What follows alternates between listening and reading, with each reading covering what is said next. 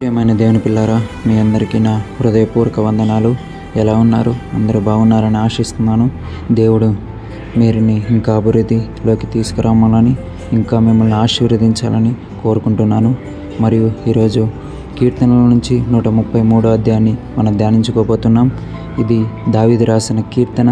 ఇది యాత్రా కీర్తన. ఈ 133వ వచనంలో చాలా చిన్న అధ్యాయం, కేవలం 3 వచనాలు మాత్రమే ఉన్నవి.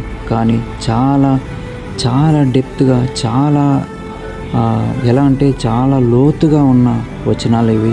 కేవలం 3 వచనాలు ఉన్నా చాలా డెప్త్గా, చాలా సున్నితంగా చెప్పాడు. మనం అందరం ఈ అధ్యాయాన్ని ధ్యానించుకోబోతున్నాం. మీరు చివరి వరకు వినాలని ఆశిస్తున్నాను. ప్రార్థనతో మొదలు పెడదాం. ప్రియమైన పరలోకన్న మా తండ్రి, నీ నామం పరిశుద్ధపరచును గాక, నీ రాజ్యంలోకి నీ వచ్చును గాక. దేవా, నీకే స్తోత్రం తండ్రి. స్తోత్రం స్తోత్రం స్తోత్రం నాయన. ఈరోజు నాయన యూట్యూబ్ ఛానల్ ద్వారా ఎంతమంది అయితే వింటున్నారో, ఎంతమంది నాయన వేసే ఏ బాధతో, ఏ ఇబ్బందితో ఈ వాక్యం వింటున్నారో వారందరినీ జ్ఞాపం చేసుకోమ తండ్రి. వారిని ఆశీర్వదించము తండ్రి. కృప చూపము, దయచేయము తండ్రి.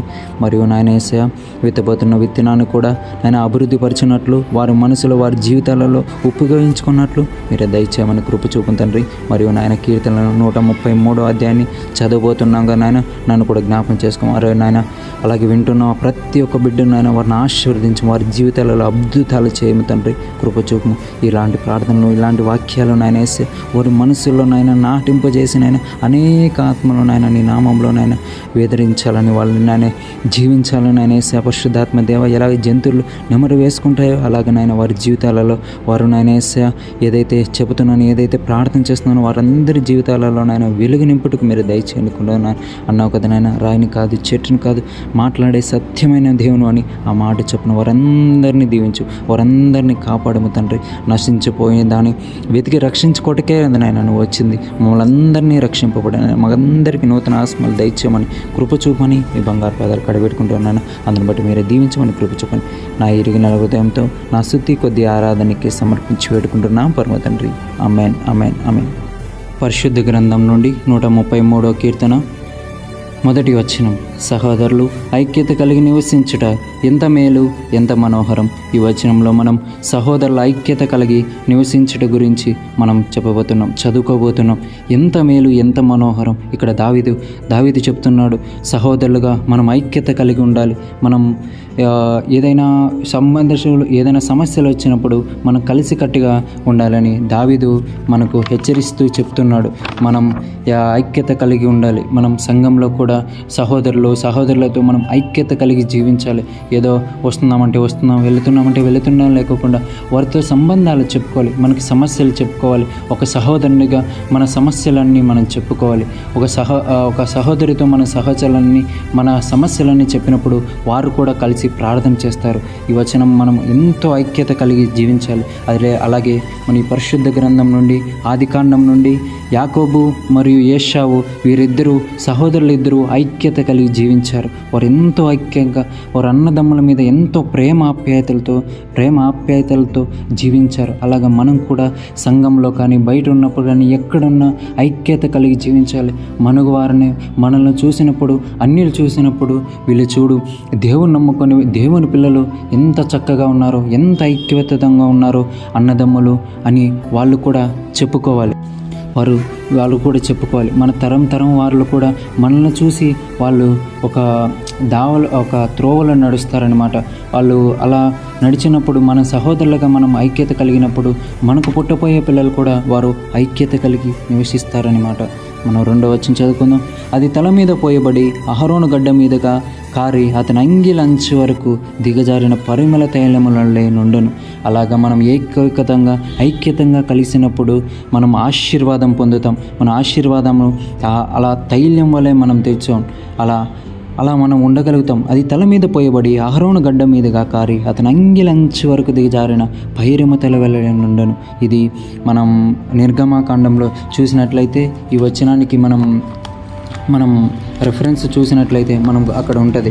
ఆ నిర్గమాకాండం 29లో రాసి ఉంటాడనమాట. 29 7వ వచనంలో రాసి ఉంటాడు. అతను ఎలా అంటే అతని తల మీద పాగును పెట్టి ఆ పాగు మీద పరిశుద్ధ కిరీటం ఉంచి అభిషేక తైలం తీసుకొని అతని తల మీద పోసి అతను అభిషేకించును. ఇక్కడ అహరోను దావీదును అభిషేకిస్తుంటాడనమాట. వాళ్ళిద్దరూ అన్నదమ్ములైనప్పుడు వారు ఐక్యత కలిగి జీవించినప్పుడు అహరోను ఏం చేస్తాడంటే దావీదును అభిషేకం చేస్తాడు. ఎలా చేస్తాడంటే తను ఒక అంగిలంచు వరకు దిగజారు, ఒక పైరం, ఒక ఏదైతే మనం ఏదైతే యూస్ చేస్తామో, ఏదైనా పర్ఫ్యూమ్స్ కానీ ఇలా యూస్ చేస్తామో అలా అంగిలంచు వరకు పర్మల తైల్యాన్ని తన తల మీద నుంచి పోసాడనమాట. అక్కడ పోసినప్పుడు తల మీద పొడిచినప్పుడు అది ఇలా బాడీ అంతా స్ప్రెడ్ అవుతూ అంగిలంచు వరకు చివరి బట్టనాల వేరు వరకు అది అలా చివరి వరకు కారిందనమాట. ఏదైతే పరిమళం అహరోను పోసాడో దావీదుని అభిషేకించినట్లు ఆ బాడీ మొత్తం ఇలా స్ప్రెడ్ అయిపోయిందనమాట. అలా స్ప్రెడ్ అవ్వడానికి, అలా అభిషేకించడానికి కారణం ఐక్యత. వారి ఇద్దరి మధ్య ఐక్యత కలిగి జీవించినారు కాబట్టే వారు అలా ఉన్నారనమాట. అలా సహోదరులుగా ఐక్యత కలిగినప్పుడు మాత్రమే అప్పుడు అహరోను దావీదును ఆశీర్వదిస్తాడు. అలాగా దావీదు ఈ వచనంలో చెప్తూ వచ్చాడు. మరియు 3వ వచనం, సియోను కొండల మీదకి దిగి వచ్చి హేరోను మంచు వలె నుండెను, ఆశీర్వాదం శాశ్వత జీవను అచ్చట నుండవలని యెహోవా సెలవిచ్చుచున్నాడు. చూడండి ఎలా ఆశీర్వాదం అంటే అంత ఐక్యత కలిగినప్పుడు ఆశీర్వాదం శాశ్వత జీవము అంటే ఆ జీవం మొత్తం శాశ్వత జీవితం, మనం పర్మనెంట్ ఇంకా లైఫ్ టైం మొత్తం ఎప్పుడు మనం పుట్టినప్పటి నుంచి చనిపోయేంత వరకు అది శాశ్వత ఆశీర్వాదం. అలా శాశ్వత ఆశీర్వాదం చాలామంది పొందుకున్నారు. మనం ఆది కాండంలో చూసినట్లయితే అబ్రహాం పొందుకున్నాడు. అబ్రహాము ఇస్కరేణు వల్లే తన వల్లనే మనం ఇప్పుడు ఎవరమంటే అబ్రహాం కుమారుడు, మనం అబ్రహాం వల్లే మనం వచ్చినాం. అలా ఆశీర్వదిస్తూ వచ్చాడు.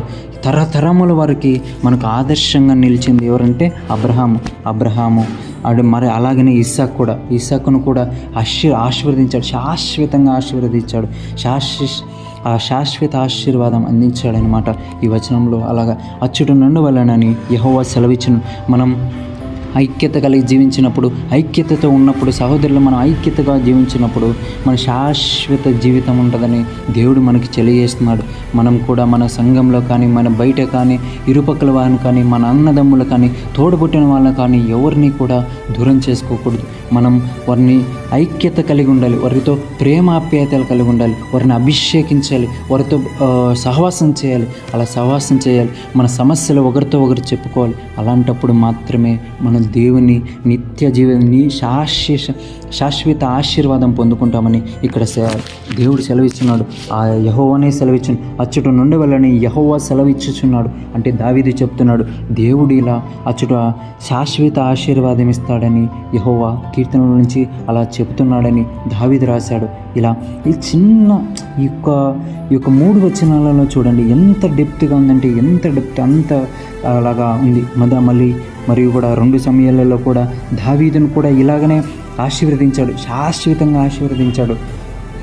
మనం 2 సమయాలు 5:10 నుంచి చూసుకుంటే అక్కడ దావీదును కూడా శాశ్వతంగా ఆశీర్వదించాడు.